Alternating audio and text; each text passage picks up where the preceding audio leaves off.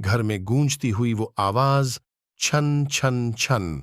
Horror story, Hindi. ये बात उन दिनों की है जब मैं 9वीं कक्षा में पढ़ता था। तब मेरी उम्र 14 साल थी। कुछ समय में अपनी फैमिली के साथ रहता था। मेरी फैमिली में मम्मी पापा और मेरी छोटी बहन भी थी। मेरे पापा गवर्नमेंट की नौकरी करते थे, इसलिए हमें सरकारी क्वार्टर्स में रहना पड़ता था। जब मेरे पापा का प्रमोशन हुआ था, तब हमने उस कॉलोनी में एक बड़ा सा फ्लैट ले लिया। उसके बाद हम नए फ्लैट में शिफ्ट हो गए।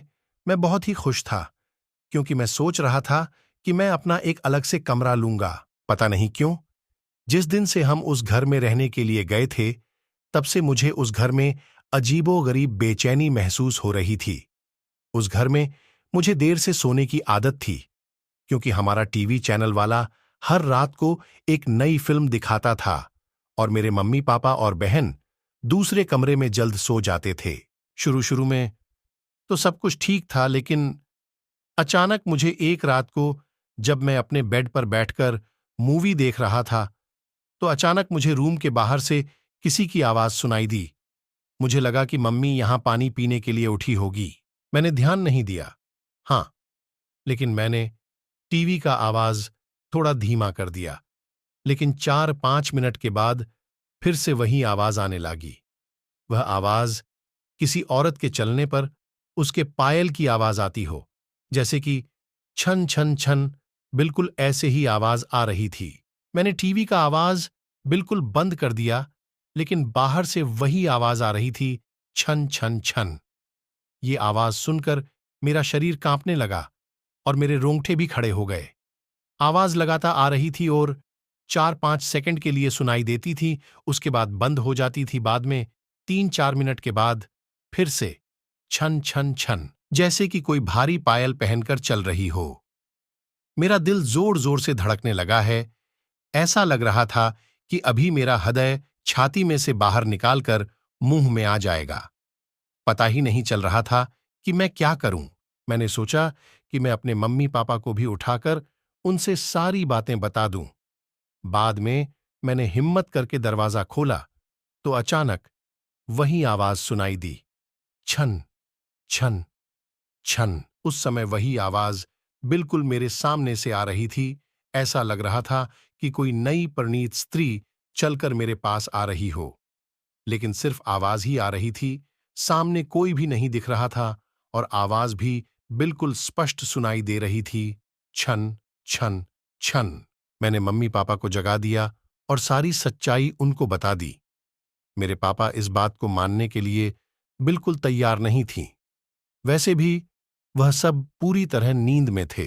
किसी ने मेरी बात पर ध्यान नहीं दिया। बाद में मैं अपनी मम्मी पापा के साथ उनके कमरे में सो गया। ऐसे ही 3-4 दिन निकलने के बाद एक रात को फिर से वही आवाज सुनाई दी, छन छन छन। बाद में मुझे उस आवाज की आदत पड़ गई। आवाज आने का कोई भी समय नक्की नहीं था। कभी कभी वह आज 10-8 बजे या फिर 10-30 बजे भी आती थी। परंतु एक बात तो पक्की थी कि वह आवाज सिर्फ मुझे ही सुनाई दे रही थी और दूसरे किसी को भी नहीं।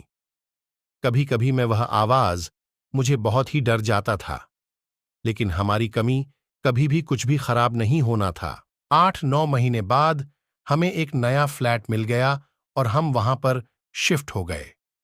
उसी फ्लैट में हमारी जगह पर जो नए लोग रहने के लिए आए थे, वह हमारे जान पहचान के लोग थे।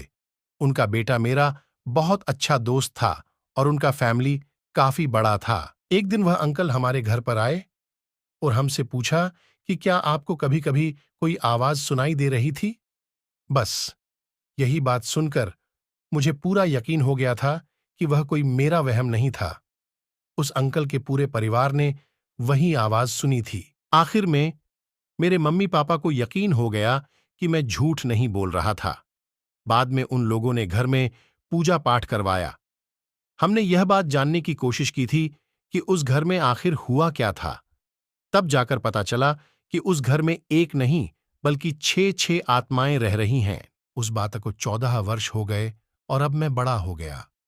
मुझे पता नहीं है कि क्या आज भी वही आवाज सुनाई दे रही है या नहीं, लेकिन आज भी मैं उस आवाज के बारे में सोचता हूं तो मेरे मन में एक अजीब सा डर लगने लगता है। भगवान की कृपा है कि आज सब कुछ ठीक है।